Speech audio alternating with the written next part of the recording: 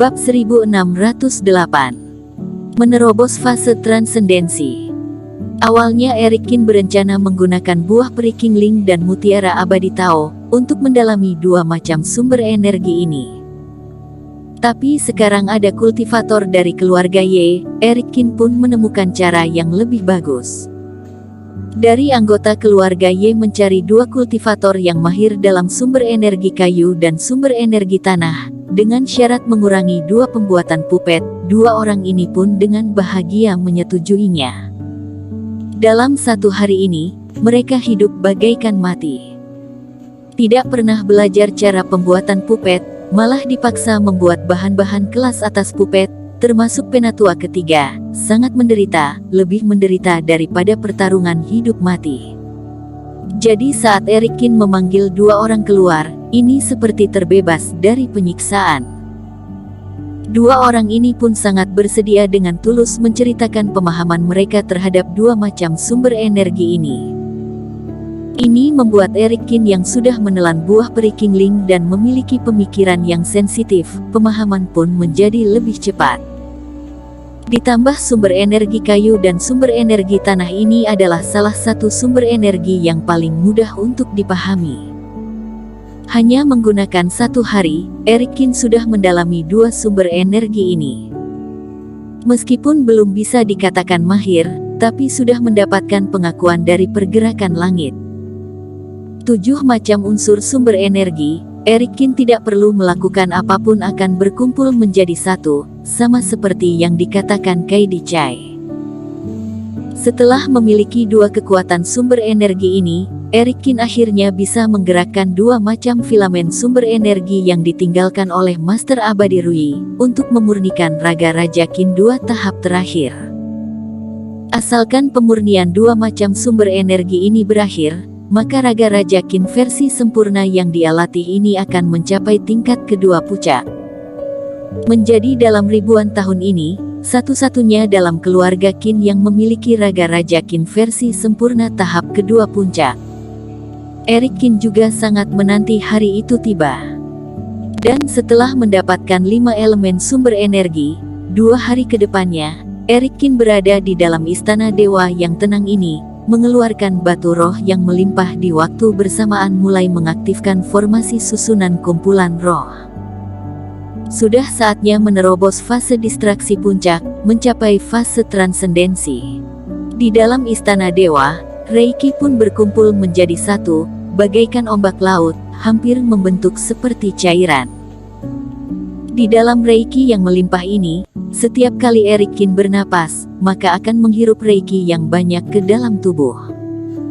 Di luar tubuh Erikin, Reiki ajaib ini terus menyelimuti. Pembinaan adalah mendalami langit bumi, mendalami batin.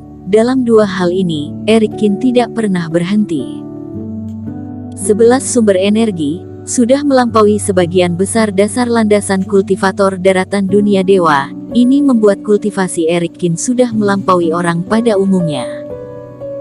Tingkatan sudah cukup, dan sudah mencapai tingkat tertinggi, di bawah bantuan Reiki, pelan-pelan mencapai puncak klimaks. Mendadak, Erikin membuka mata. Reiki yang ada di sekitar pun bergejolak, bagaikan gelombang tsunami. Reiki yang kuat ini, Erikin sebagai titik tengah, menyebar ke segala penjuru. Bam! Di langit, saat ini muncul awan mendung, guntur mulai menyambar. Tidak hanya Shirley Ye dan adiknya yang menjaga di luar, bahkan penatua ketiga dan lainnya yang berada di istana utama pun merasakan hawa ini. Saudara Cheng sudah akan menerobos. Semua orang serentak memandang ke satu arah. Awan malapetaka yang di langit pun sudah berkumpul dan memenuhi langit. Guntur yang menyambar, muncul sinar cahaya yang berbahaya, suara guntur ini bagaikan raungan naga raksasa. Berbeda dengan penerobosan tingkat, dari fase distraksi menuju fase transendensi, akan melewati 9 guntur, dan guntur ajaib yang paling terakhir memiliki kekuatan 10 kali lipat lebih kuat. Asalkan bisa menahan sambaran guntur ajaib ini, sumber energi akan mulai bergabung, kultivator baru bisa dianggap mencapai fase transendensi. Di dalam istana, angin mulai menghembus, Erikin pun melayang, terbang keluar dari istana melayang di langit. Rambutnya melayang tertiup angin, seluruh badan dipenuhi dengan aura tajam, bagaikan pedang tajam yang membumbung ke langit. Langit meraung, sebuah guntur yang besar pun mendadak menyambar. Erikin menggerakkan raga Raja Qin, menggunakan jurus 100 Battle Spoon. Satu tinjuan langsung meledakkan sambaran guntur ini. Sedikit aneh. Meskipun serangan ini sangat mudah ditahan, tapi Erikin malah mengerutkan kening. Merasa kekuatan guntur ini lebih kuat daripada yang dirinya bayangkan. Mengangkat kepala melihat ke langit, Erikin merasa guntur penerobosan fase ini tidak mungkin lancar seperti yang dirinya bayangkan. Tidak lama setelah guntur pertama hancur, guntur kedua pun kembali menyambar. Erikin menggunakan berbagai cara melawan serangan guntur ini. Hanya dalam sekejap mata, sudah sampai guntur yang ketujuh. Kakak ketiga, aku merasa Reiki ini berbeda. Di istana utama, ekspresi penatua kelima pun berubah. Meskipun mereka dikurung dalam formasi sihir, tapi Erikin tidak mengurung kerohanian mereka, jadi mereka beberapa orang masih bisa merasakan apa yang sedang terjadi di dunia luar. Dan sekarang merasakan serangan guntur yang sedang berkumpul, membuat penatua ketiga terkejut. Apa yang kamu rasakan tidak salah, ini adalah guntur ajaib, tapi ini baru guntur ketujuh, sudah muncul guntur ajaib. Tanya penatua ketiga menarik napas dalam-dalam dan sama sekali tidak percaya. Bukannya mencapai fase transendensi, guntur ke-9 baru guntur ajaib. Ini untuk kultivator pada umumnya, seperti kita.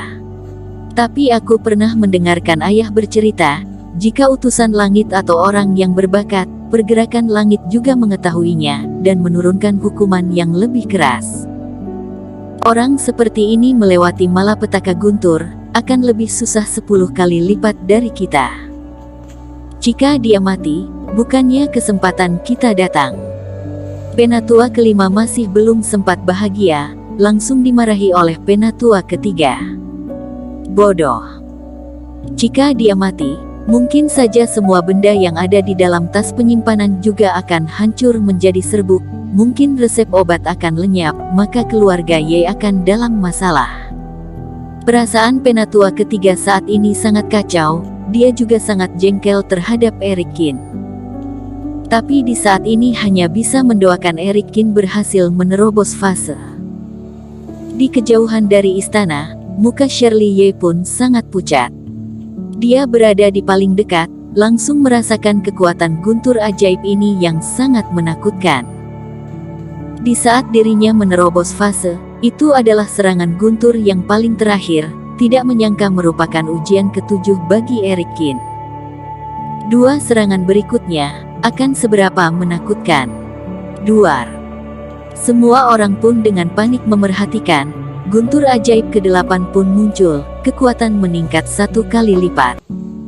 Ekspresi Erikin sangat tenang, memegang pedang Qingtong. Batin mulai bergerak, muncul 1000 pedang abadi yang berubah menjadi naga pedang, menyerbu ke arah guntur ajaib. Guntur ajaib dan naga pedang saling bertabrakan, pedang abadi pun hancur dan menancap ke segala permukaan lantai yang ada di sekitar istana dewa. Dan serangan guntur ajaib juga menghilang.